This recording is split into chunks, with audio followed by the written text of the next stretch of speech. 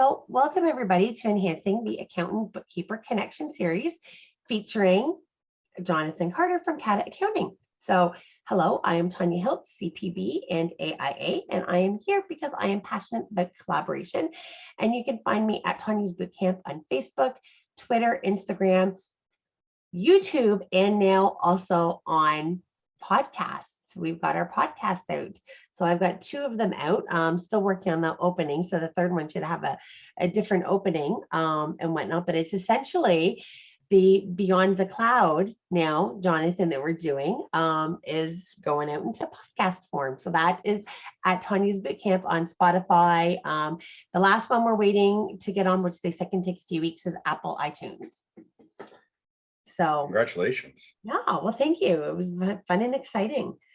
So, okay, so I am a little bit about me. I took my team because I could not do this alone.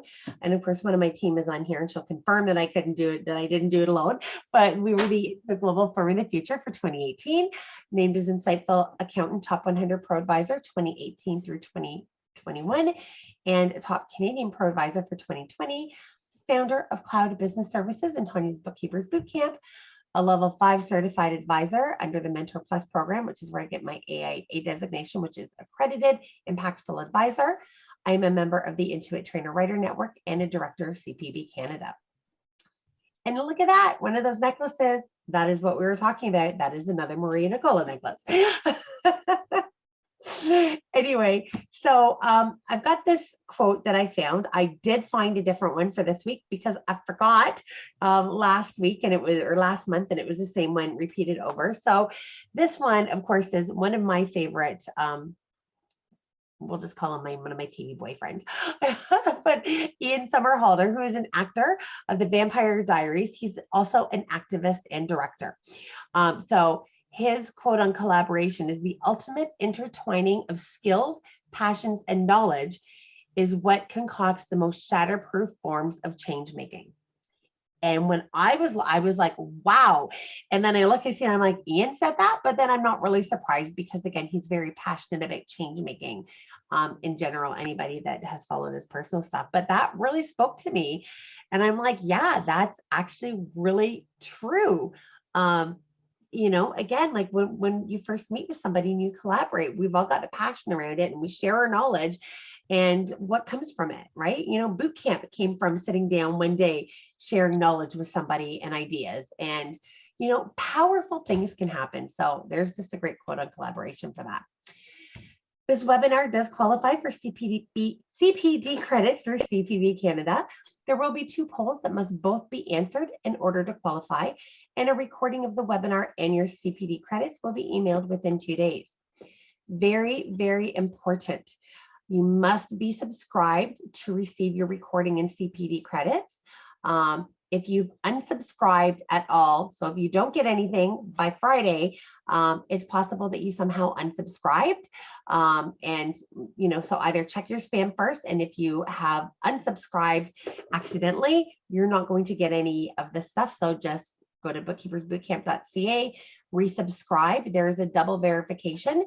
So you'll get something to your email address. Again, check your spam. And then if that still doesn't work, just email directly at bootcamp@mycbs.ca.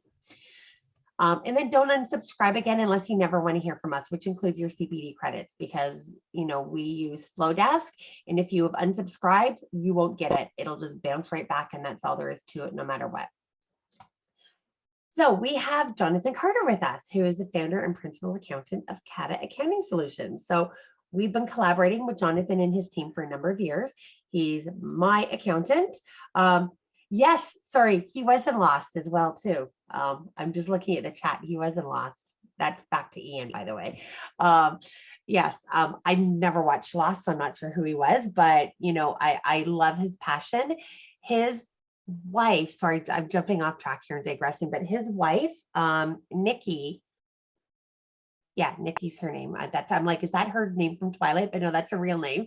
She was Rosalie in Twilight, but she actually, one of her passions, which I absolutely love and didn't find this out until I actually met Ian. I found out just the day before I met him. I think my daughter and I went down, spent the weekend with the cast of the show, which was really cool, in New Jersey. But anyway, Nikki's one of her favorite, I don't want to say charity, but favorite organizations that she works with actually is very special to me. And it's Operation Beagle Freedom Project.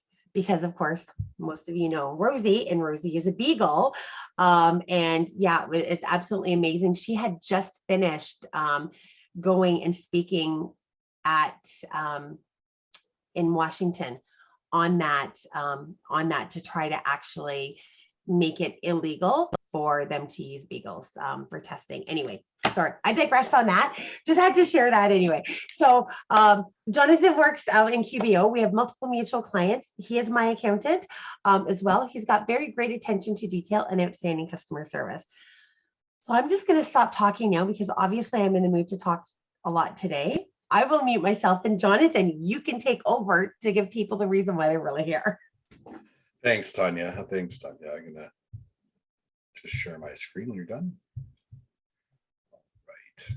So who am I and who am I to be speaking about this? I'm Jonathan Carter, founder of KATA Accounting Solutions Professional Corporation. I am the principal accountant here. So at this time, still everything that goes out does pass my eyes. I was a member of the inaugural Intuit Accountants Council and have maintained a longstanding relationship with Intuit. Tanya and I have worked with them quite a bit on work papers. That's something I'd really like to see in very, very good shape. And they've made a lot of improvements over the past year, so it was really exciting to see. I was the recipient of the K2E Inspire Accountant Award. I'm not sure if it was given out a second time, to be honest. I'm an elite ProAdvisor. All our team is QBO Advanced Certified or on the way. We currently only have two team members who are not yet QBO Advanced Certified. They're both basic certified. I was Insightful Accountant 2021 Top 100 ProAdvisor. I do work with a lot of bookkeeping firms, and we've helped people in different situations of transitioning, from selling assets to buying assets to incorporating, things like that. So we have worked with a lot of bookkeeping firms in those realms. I am considered a thought leader in technology and accounting. I feel like I'm kind of falling behind a little bit in the technology because as the business grows, it's exciting, but it presents new challenges. And I do love to work with technology companies that are forward-looking, green companies, those kind of companies that really are going to make this world a better place. Our tagline is communicate, collaborate, and innovate. And today's topic is about communication styles, techniques, and trials. And if there's anything that we've learned this tax season so far, it's that we've always got room to improve. So we're going to keep trying to get better every year. And one part of that, of course, is getting some things away from me so I can have the time to develop the systems and some of the things to make our communication more effective. So just a quick agenda. What is communication? We're going to talk about some different ways of communicating, different styles of communication, some important considerations, and then communicating in our new reality, supporting your team leadership, and Q&A and discussion. Just to give a little personal history, I did live abroad between 2002 and 2007, teaching English via video to people all over Japan, and a lot of what I learned about communication came from that, and also came from one of my hobbies, which is playing poker, although that's really fallen by the wayside lately. So, poll question number 1. Which of the following is communicating? Sending an email, calling someone on the phone, speaking with someone in person, saying nothing, or all of the above? And just a reminder with this that you must answer both polls in order to receive your CPD credits. And Jonathan, yeah, the 2018 Inspire Accountant Award, I was one of the recipients of that as well, if you remember, and there was only one. They never did it again. Yeah, that's unfortunate. It was an interesting award because of the way it was judged and what it was for. And I think there's some really deserving people out there who should be nominated and perhaps brought to the forefront, or maybe not people, but firms. Well, you know what? Absolutely. I mean, Juliet was one of them. I can't remember. There was 5 of us, I believe. Yeah, and it was absolutely amazing, but I do believe that, that went away when Jeff went away. Basically, when he left, Yeah. I think that was it. So, yeah, but yeah, it was an honor, absolutely, to be that. But I point that out, there were no more. So we've got everybody answered the question, it looks like. So that's great. Yeah. So let's end the poll and we'll share the results. So yes, saying nothing can be communicating as much as saying something. And actually, in negotiation, if you are a buyer of something, try this technique next time. When the person gives you your first price, just kind of like, Say nothing. say nothing. I would say about in the right situation, about third, if you're in a place where people can barter, I'd say about 30% of the time, people will drop their price before you ask them to drop the price. It's pretty amazing what silence can deliver. Well, and just to bring up like that as well too, is when we're giving somebody a price and they don't say anything, yes, there are some times where we are like, oh my gosh, the silence is very uncomfortable. Right. So you're like, oh my gosh, what are they thinking? What are they thinking? They could just be kind of just going through stuff in their head and okay, does this work? Whatever. They might not have an issue with the price, but as soon as there's that silence. Oh, butterfly. It could be that they're not paying attention even. Exactly. And you're absolutely right. And I used to sell Tupperware, and that was the one thing that they told us in that as a sales technique. They said, you give the price, you give the value, you like the value proposition. Here's what it will do. Here's this, here's that. And then you shut your mouth.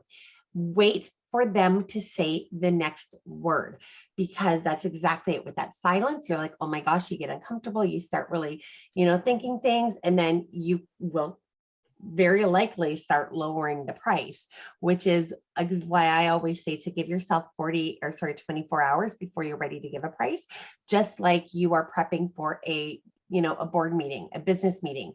You don't go into that unprepared with all of the potential questions that the people you're presenting to may have. So, you're going to do the same thing. Think about all the objectives, but yes, keep your mouth shut, let them speak first. It's hard, but do it. And if you have to be really effective. Hit mute. And then that way you have to like physically go and unhit mute to be able to do that. And if you're talking, they won't hear you until you've unmuted. So try that trick. Anyway, continue. All right. So this is a definition straight out of the dictionary. I believe I used dictionary.com for this one. Communication is the imparting of or exchanging of information between two or more parties. Communication can also be considered as the means in which information is exchanged. So communication is the act of exchanging information. It can also be the method of exchanging information. So it can occur in many different ways. Mostly it's verbal. We're speaking either on the phone, we're speaking on Zoom meetings. Speaking in real life is my favorite personally, but missing that one a little. We can also have written communication, letters, emails, blog posts, even using emojis could be considered a written form of written communication. Body language, the presentation, the image that you present to the outside world. So like very deliberately, whenever I'm doing a meeting with customers or outside parties, even with my team, I could be wearing pajama pants on the bottom, but I'm always showing up with at least a golf shirt. So most of the time, I mean, after hours when it's freezing cold, things like that, sometimes you'll see me in a sweater, but usually I have a collared shirt because those things matter. It will help draw attention to your face. I don't think there's any men here, but one of the classic styles, which I'm sure everybody's familiar with, is the dark blue suit with the white shirt and the red tie, because it draws the attention to the face. So like all these little things are ways of communicating. Other factors can include things like smell, things like touch. These are things that, to be considered. What were you going to hop in with there, Tanya? Well, I was just going to say, it's funny that you say that, because I had my power suit basically when I was back in corporate, when I knew I was going in, and it was a long navy blue skirt and navy blue jacket. Of course, I didn't wear ties, but it was a red top that went with it. And that was when I'm like, no, I need to go in. That is my power suit. That's what I called it, because, and you're right, those colors, you're right, it draws you. It's amazing. It's amazing too. It's like when you were like back in, like, say for instance, high school or something, if you're going to play a sport, you put on a uniform of some kind. If you're going to just, kick around a soccer ball with some friends, you'd probably be putting on shorts, running shoes, effectively putting on a uniform. And another thing is that's kind of like an internal communication and helps get you in the right frame of mind. So it helps put you into that frame of mind that this is what I am doing. This is where I'm going with this. So some different styles of communications and some things to think about. Culture and personality can have major impacts on how someone communicates. Some cultures are very indirect. Some are very terse. Some, silence says a lot. Moods and emotions that somebody is experiencing can have major impacts on communication. It's definitely something to keep in mind at this time of year. I don't know how everybody else's tax season is going, but we're finding people who are normally organized and in by the end of March are scrambling now to get their stuff to us. And, of course, they're a bit stressed out. So that communication can be a bit less friendly, more terse. We're lucky that we don't really deal with rude people. When we encounter that, we get rid of them. But, there are always challenges, and the way somebody feels can get taken out on you. Or maybe you take it out on your boyfriend, your husband, or your kids, or your dog. Like, these things can really impact. So being mindful of that can really help you interpret the communication better. How the message is received is often far more important than the message. It doesn't matter if you have the best idea in the world. If you cannot communicate it well, it's not going to get through, and nothing is going to happen. So that's something to keep in mind a lot. Somebody who's very high up in the mortgage industry a long time ago, when I was in that industry, said to me, sometimes it's better to be liked than to be right. And it really makes a lot of sense. Once you're liked, then you can start to sway people to your side. But if you're just going to pound on the fact that you're right and you're going to insist somebody else is wrong, you're just going to put up barriers, and it's going to make resolution of whatever you're working on that much more difficult. So Tanya and I talked a little bit about this, like some different things we could talk about. There was some personality tests we're thinking about talking about, things like that. I went with this because I found very interesting. I'm an Audible subscriber, and one of the books I went through was Mastering Communication, and I realized that sometimes I can be passive, or I can be aggressive. Not passive aggressive, but like I'm usually fairly passive until I'm like blowing up, and that's not a good place to be. And I'm trying to strive to get to the assertive stage. The source for this is workpatterns.com if you want to read more about that. So I'm going to go through these really quickly. So assertive is the most important type of communication we as business owners need to develop. It's clear, upfront, direct. It's usually very concise. There's no opportunity for misinterpretation. It doesn't use vague words like could, should, shall, those kind of words. It uses will, do, these kind of stronger, more powerful words. It is not rude. It is not disrespectful. It is not pushy, and it is not blunt. So walking that line can be tough. When you get to these things, it can be considered aggressive. So you have to be clear, upfront, and direct, concise, but without crossing that line. It will clearly communicate what you want and what you need. But as all communication, it is a two-way street, and it includes actively listening.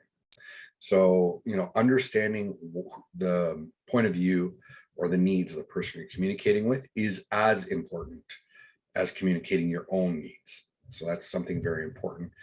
And I think something that's been lost a lot in our culture lately. It is a very balanced communication, very calm, and not clouded by emotion. So that's something to keep in mind. Aggressive communication, I'm sure we've all seen this. I have seen people get put to tears with this kind of thing. I really dislike this kind of communication. I don't like receiving it, and I try not to allow myself to slip into this style of communication. So think about, if anybody is using it. Intimidation, being argumentative, being hostile. I'm right, you're wrong. Having a strong belief in your conviction, so strong that you can't speak about whatever that belief is. It's all about winning. They tend to steamroll, talk over. They don't, when they're listening, they're waiting for their turn to speak. And quite often that doesn't even happen. They'll just start talking over you. So these are things to keep in mind. It also, the interpretation of that communication can be really an interesting power dynamic where it leaves the recipient feeling bullied, ignored, and insignificant, and can lead to them choosing fight or flight. Quite often, aggressive communicators fail to get anything done because their style of communication undermines the message or their objective. Passive communication, I am totally guilty of this at times. I know there are other people on this call who can be guilty at this at times. I've seen this a lot. Very submissive, very easygoing, people-pleasing, self-effacing. If you can't say no when somebody asks you to do something, this is a good way to try and move from this passive style to an assertive style. It can lead to you feeling resentful, not getting what you need out of a relationship or out of a situation. These types of communicators tend to sit back and let the assertive or aggressive take the lead, whether they agree or disagree. It doesn't matter. They just don't want the conflict. They can have a lot of trouble communicating what they need. And then, of course, without communicating those needs can't be fulfilled. So it's important to watch yourself if you're slipping into these passive ways. So some things that this can lead to are feelings of resentment, misunderstandings, inappropriate action, and not getting what you need. So one of the most common things we have is when we're asking about payables and we get the response from the customer, this is paid. Why did that happen? Why did the customer give us an absolutely useless response? Because telling us something was paid was great. How was it paid? When was it paid? How much was paid? Was this combined with 3 different bills, or was this paid by itself? Was this paid from cash from your pocket? Was it paid with a personal credit card? Was it paid by wire transfer? Like, the vagueness of the question we asked led to the vagueness of the response we received. So that's something we're really we've noticed that over the last, I'd say 6 to 8 months, and it's something that we're trying to get better at as an organization. So passive aggressive communication can be very dangerous. It combines both the passive and the aggressive. The communicator doesn't disagree, but then acts in the background, acts in the shadows. They can be construed as two-faced. It can create toxic workplaces. This often manifests in sarcasm, rumor spreading, condescending or patronizing language. Another thing that it also manifests as is being silent and then just saying something when they can prove their value in their eyes. Another way that this can happen is the bad attitude you sometimes see, or the, this sucks, the kind of negative thing that just draws the whole team down. So you got to watch for this. It can be very dangerous to your organization, and it sows the seeds of doubt, and it dissatisfies everybody. So you have to watch for this, and we can't control how our customers communicate, but watching for it coming from them is good. It's a good thing to do. One of the things to help prevent it is to be very clear, very concise, very assertive in your outgoing communications to that person. Not aggressive, but assertive, so that they understand very clearly what you need and they can give you that. And then another way of you can help kind of work around this with customers is by actively listening and asking questions and really drilling down to what is their need. So those are some thoughts there. So manipulative is the scariest kind. I think about the Dark Lord of the Sith when I think of this. These are the communicators that use deception and cunning. They'll often agree in, in a public setting and then act otherwise, like kind of like a passive aggressive person. They're really trying to play different parties against each other to get what they want. This really manifests in larger organizations where multiple people are, going for the same promotion or things like that. And it can destroy relationships. It can go beyond creating anger and resentment, and it can actually result in the loss of key team members. It can result in, heck, I've even seen a fist fight over this kind of behavior. And ironically, it was not the manipulative communicator who was in the fist fight. They got two other people to get in a fist fight over. It's ridiculous, but that's the story for another day. Anyway, watch for this one and watch for this kind of behavior. Because it's not a good thing to have in your organization. Sometimes we find customers are answer shopping, and we find that often is demonstrated through a manipulative style of communication. And of course, it's our job to protect our customers, not our job to tell them what they want to hear. I'm just going to have a quick check in the chat to see if okay. Just want to see if there's any questions or anything. Doesn't look like it. I still want to know who that Ian guy was in Lost. I didn't see the Vampire Diaries, but I did see Lost. So, okay. So some important considerations. Again, the manner of the communication can send a message. Sending an email can be easier. And one thing we've really noticed this season particularly is that people feel more degree of shelter safety behind an email than they do speaking on the telephone. And it can lead to, rough tones, all caps, multiple question marks, those kind of situations that you don't like to have, right? So that's something to keep in mind. Speaking on the phone can improve relationships, trust, and willingness to cooperate and to communicate effectively together. So it's something else to keep in mind. Generally speaking, I have a rule. If something can't be solved in 3 emails, so if the customer emails, I respond, the customer emails, I respond, the customer emails back, I'm picking up the phone.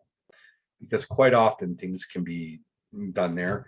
One thing that I'm not good at, and it's as an organizational thing, I'm trying to get better at it, is call logging.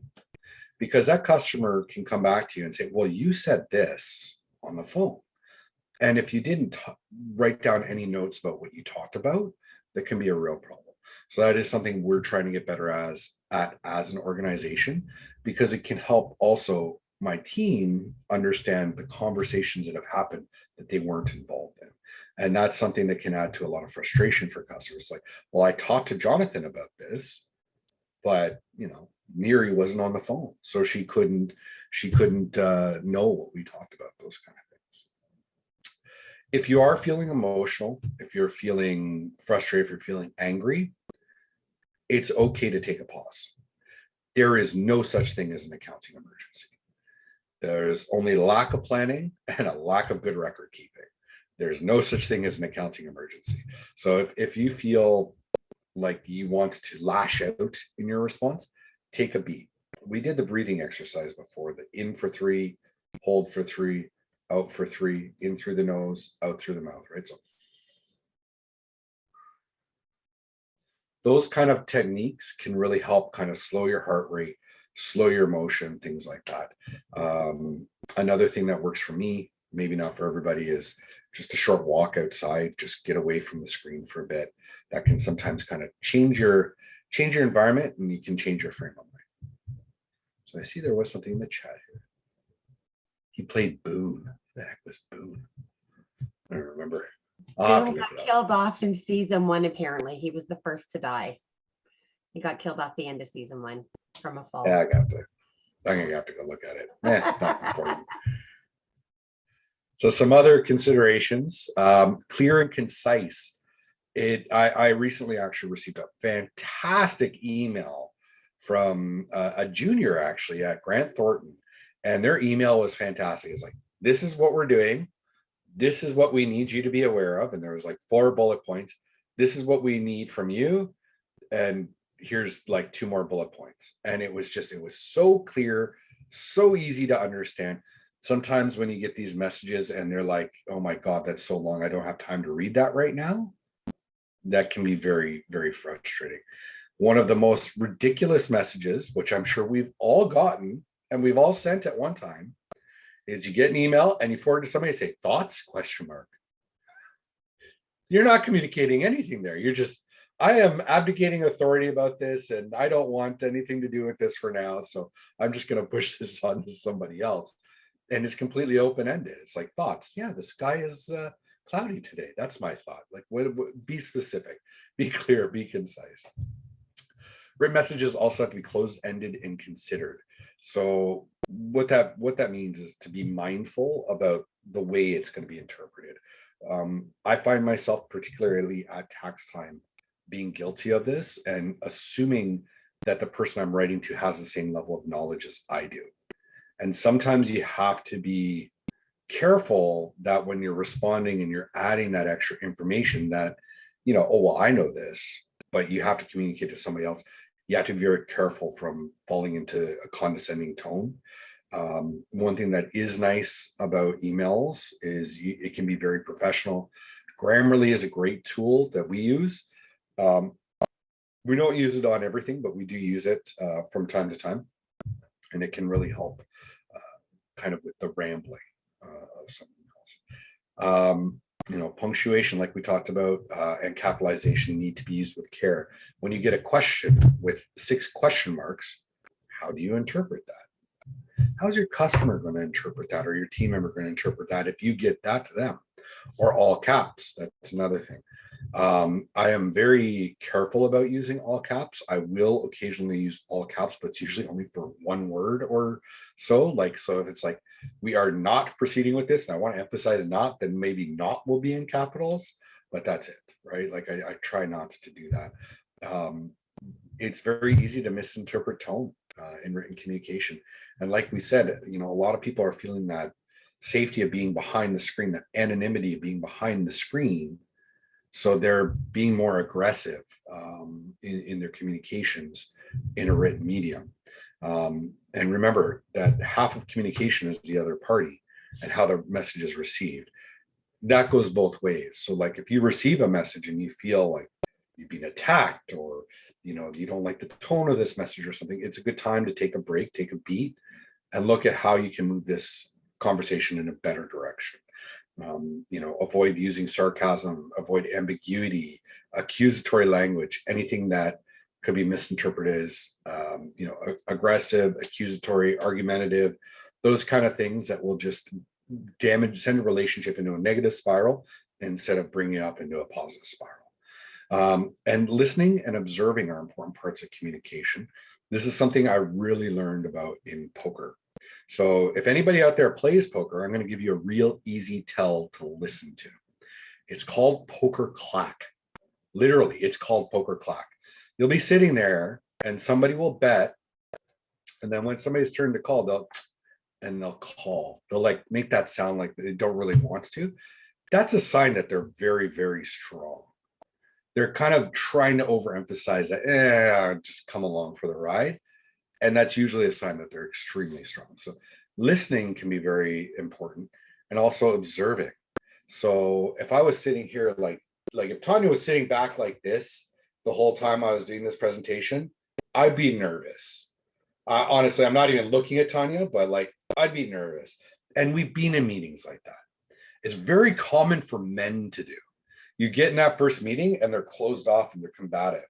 And you can see as you talk with them, like eventually they'll like shrink down, and eventually they'll become engaged. And you'll see them sit up straighter and lean into the conversation. And it's amazing to watch those transformations happen. So body language is something else.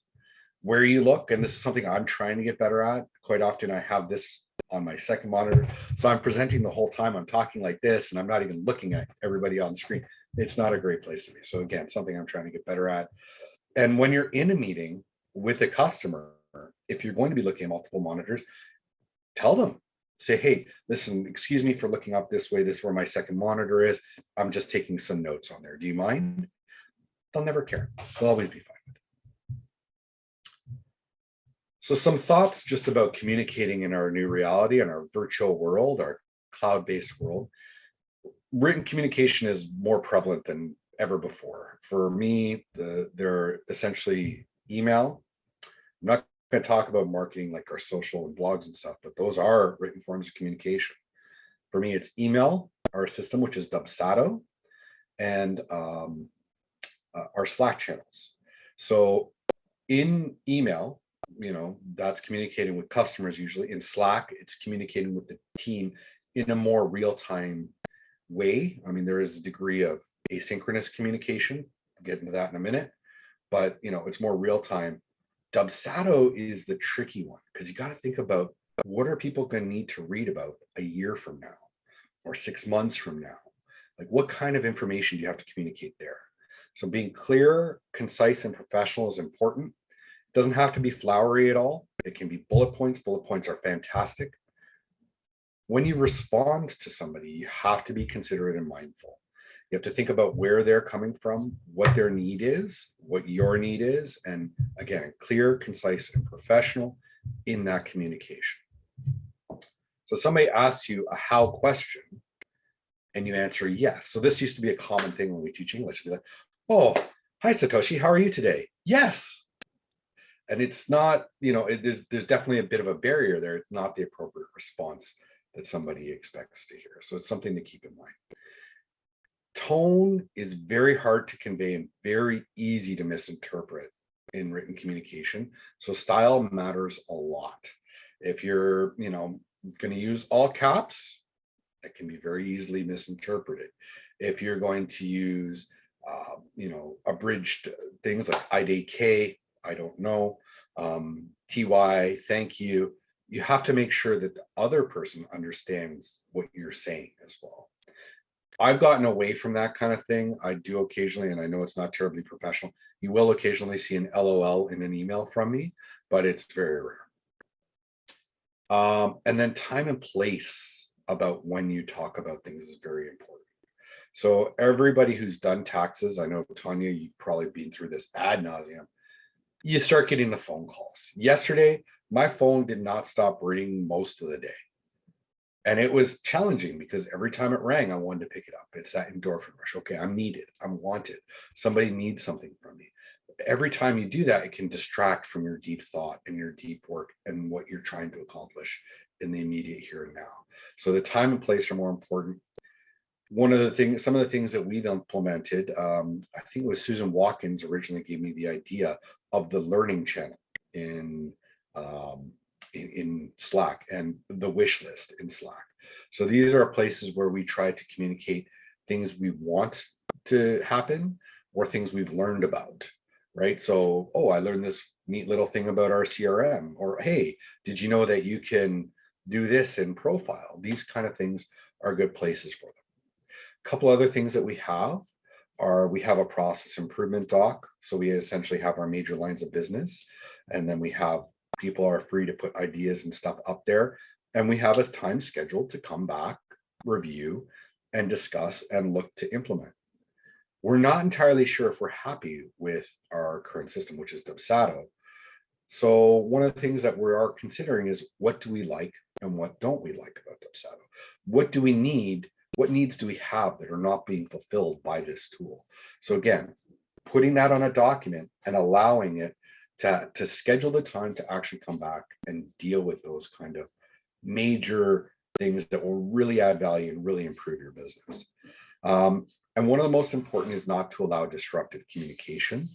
Sometimes this can come from family members, team members, different situations where people are just, maybe they're in a mood and they want to talk about what drinks they're going to have on the beach in their next vacation after tax season, or they're in the mood to vent about the way a customer treated them, or maybe they're just in the mood for a fight, which happens sometimes, right? Everybody's seen somebody go out and pick a fight. So don't allow for that in your organization, especially from a customer. If a customer calls and starts yelling at you, my approach is, listen, it sounds like you're very upset. I'll call you back in a little while when you've had some time to calm down a bit, and we can talk about the issue then. And you know what? When you call back, it's almost always a different tone. But what you allow to happen will continue to happen. So make sure you set those boundaries, and that includes for your team. And sometimes it includes family. You need a lock on your door, or maybe you don't want the cat crawling across your keyboard, things like that. So, all right. So let's talk about supporting your team. How does your communication style impact your team? Do you encourage positive methods of communication? Try to lead by example. I try. I don't always succeed. There are times where I have gotten aggressive. There are times where I am too passive and I am not clear or concise enough. And usually that is demonstrated when I get the questions back. So if I give an instruction, it's not clear, then I get questions back. That's an example that I've fallen back into that passive style of communication. I need to be more assertive. Learn about communication styles. I would add to this to learn about personalities as well. It isn't just about how you communicate, but it's about how your team communicates and how your customers communicate and how everybody interprets the communication. So for instance, one thing that's hard to convey in writing is when you're upset about something. You want to convey that you're upset, you want to convey the why, and you want to convey the need that you have to help resolve the situation. But sometimes when the emotion falls into it, it can become a lot more than what you expect. It can create confusion, frustration, resentment, that fight or flight attitude or response. I shouldn't say attitude, it's a response. It's a basic response to it. So those are some things to kind of keep in mind. And if a customer is communicating inappropriately, it's time for you to step in as the leader and to have a chat with that customer and to give them a warning. And you know what? There's always more business out there, and we have terminated relationships with people for their style of communication. We had one person who they had on their tax return from the prior year, they had about 300,000 in assets, and when we got the books, they had 2.1 million in assets, and we asked for backup and proof of when this was acquired and whatnot, so we could arrange depreciation. They were like, "Can't you just do your job?" I'm paying you to do a job. Do the job I paid you to do. And that kind of aggressiveness, I was like, listen, we are not going to be associated with anything that could be misinterpreted or untrue. And if you're not going to provide this information, you need to find a different accounting firm. And we let them go. And they had the potential to be a very, very big account with us. But I'm sorry, I'm not dealing with that kind of person. And I'm not going to let my team deal with that kind of person, more importantly.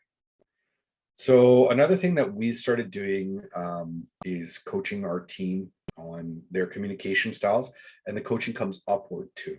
So like I'll get feedback from the team. It's like, hey, when you told me this, it wasn't clear. I need you to be more clear when we're talking about ABC. And then for them, like, for instance, one of our team members was very afraid to call people on the phone. And eventually, once she got doing it, she's like, our customers are so nice. I really enjoy speaking with them on the phone. And that fear is well gone now. There is still a degree of that fight or flight when she gets that aggressive email or that email from a customer who's upset. So like this kind of coaching, I think, needs to be ongoing, and it's two-way. I can improve, my team can improve, our customers can improve. Of course, your customers aren't hiring you to coach them on their communication, so I wouldn't try it. But within the team, within your business, you can. One thing I like to do is intervene in situations before they spiral out of control. Unfortunately, in an asynchronous work environment, that can happen before you know what happened. And that did happen for us. We had 2 team members this year who essentially were in an argument, and a whole lot happened while I was in a deep work session, and I did not find out until well after the fact. So one thing to keep in mind is when that kind of thing is happening, keep private things private. Don't make an example out of somebody publicly. If you're going to do something like that, there better be a really good reason. And frankly, I would just not do it. There's got to be another way. Another thing to do is to actively listen with compassion and empathy. Listen to understand. Don't listen to respond. It's a conversation is not about you saying what you think and then you saying what you think, and then you saying what you think, and then you saying what you think. It's a two-way street. If it's not a two-way street, you might as well be talking at a mirror, because there's no point in actually having a conversation. And I have had that, unfortunately, through COVID, with some friends and with some family members, where it's like, listen, I'm not talking with you about this anymore, because this is not a conversation. This is you, being very aggressive about your belief, and that's fine, but we're not going to talk about this anymore. So leadership does matter. This is kind of a variation on the slide you probably saw last month. Lead with vulnerability and empathy. You're not perfect. Don't pretend to be. How you communicate leads the team. It leads by example. Being kind, being liked is more important than being right. Once you are liked, then you can start working on whatever your goal is. If it does sound a little manipulative, but in order for change to happen, people have to agree to work together. And if people find you confrontational, argumentative, or rude, they're not going to want to work with you. Recognize that everyone is human. Recognize your mistakes. If you've behaved badly, point it out and say, I behaved badly, and this is what I'm going to do to try and prevent it from happening again. When I got aggressive with one of our teammates, I did this in a public forum. I made an example out of myself in the public forum in front of the whole team, because I thought it was very important to recognize that person's emotions and how they felt about it and what I had done wrong. Be reassuring, keep communication open and regular.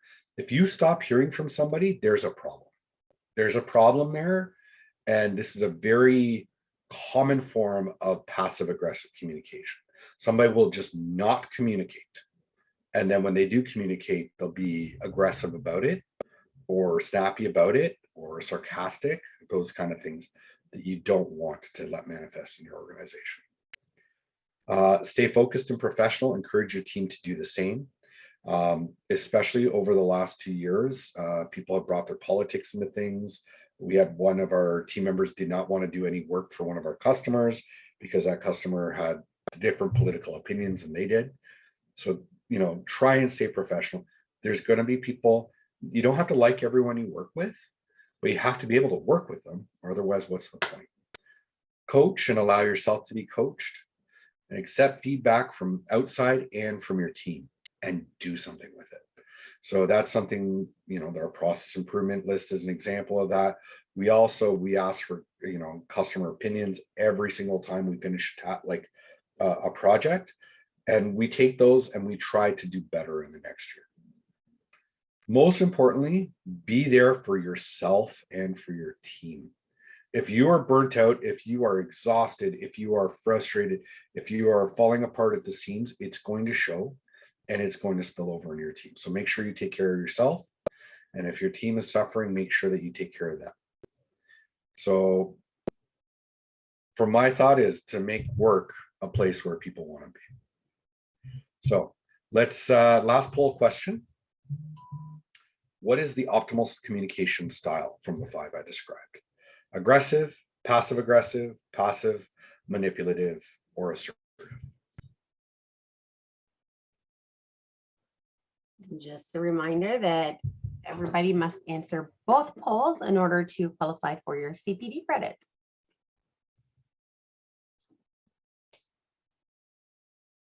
So I think we've got one.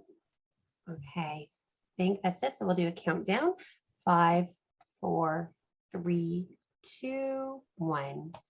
And the poll and sharing results. Excellent. Yeah, assertive is the optimal style. Passive, you're not going to get your needs fulfilled. You're not going to, whatever the communication is happening back and forth, you're not going to get what you need out of it.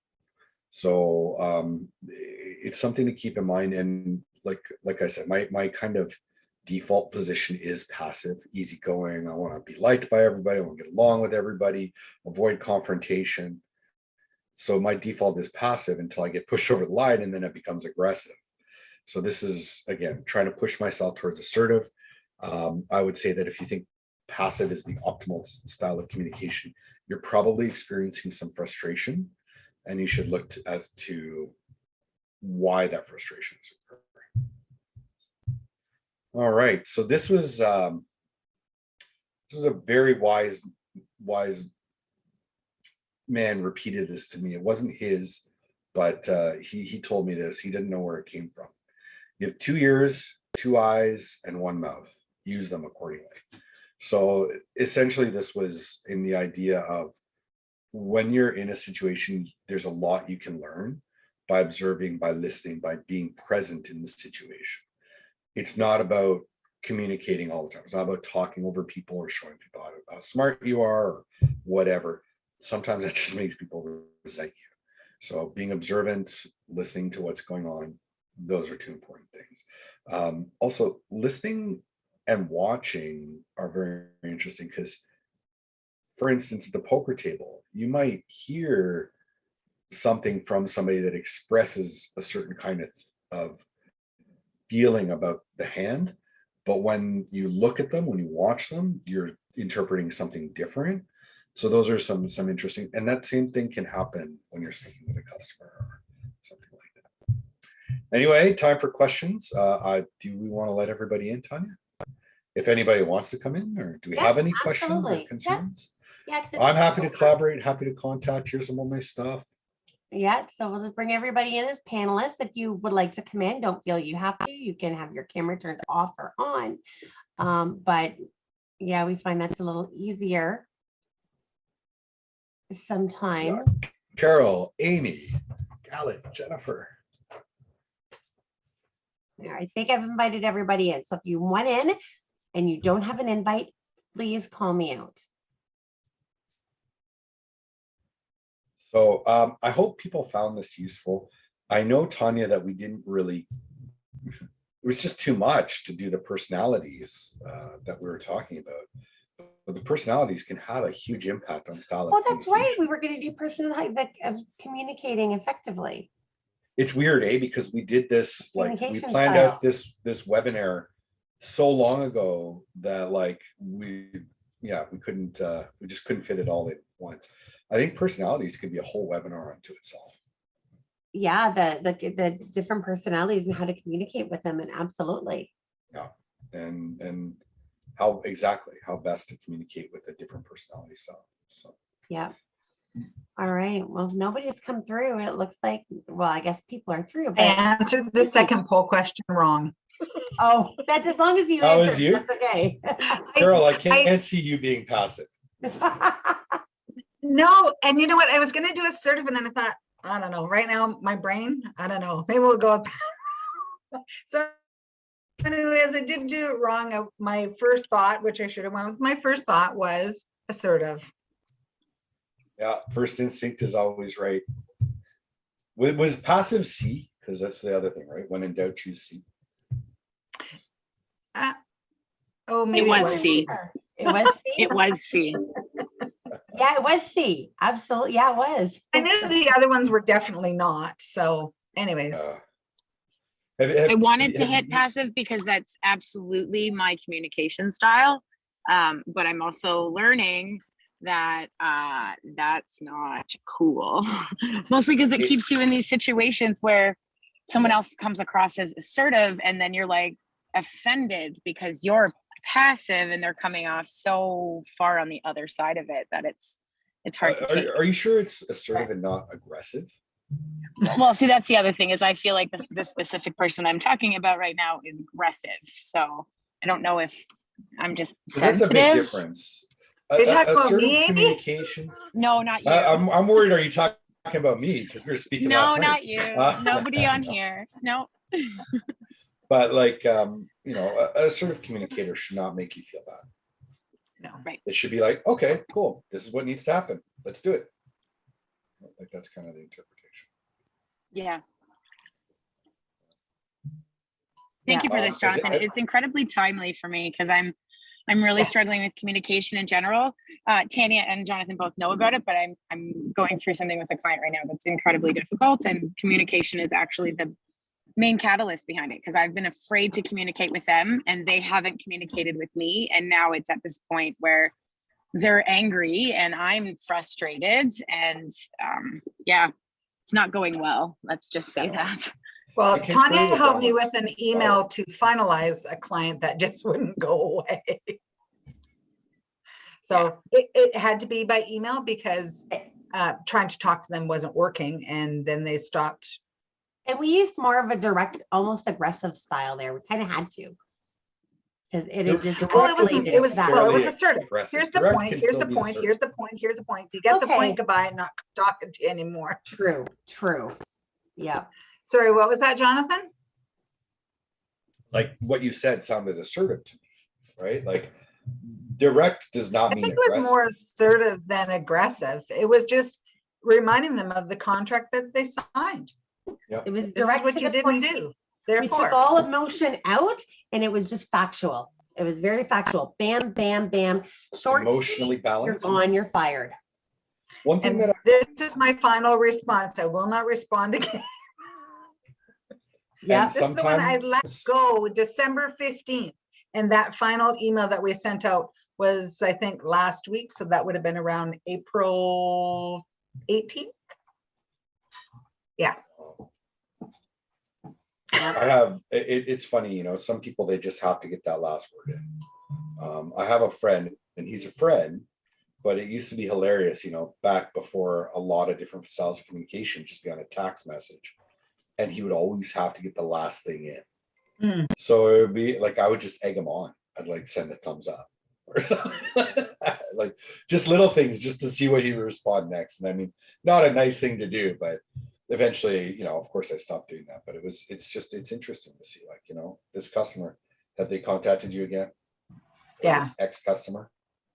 Yeah, not a surprise. Not a surprise. Well, no, yeah, she had tried, but now it's like, I just said, just, you know, turn on one of those auto rules to move it to junk and don't even look. That's right. I love that.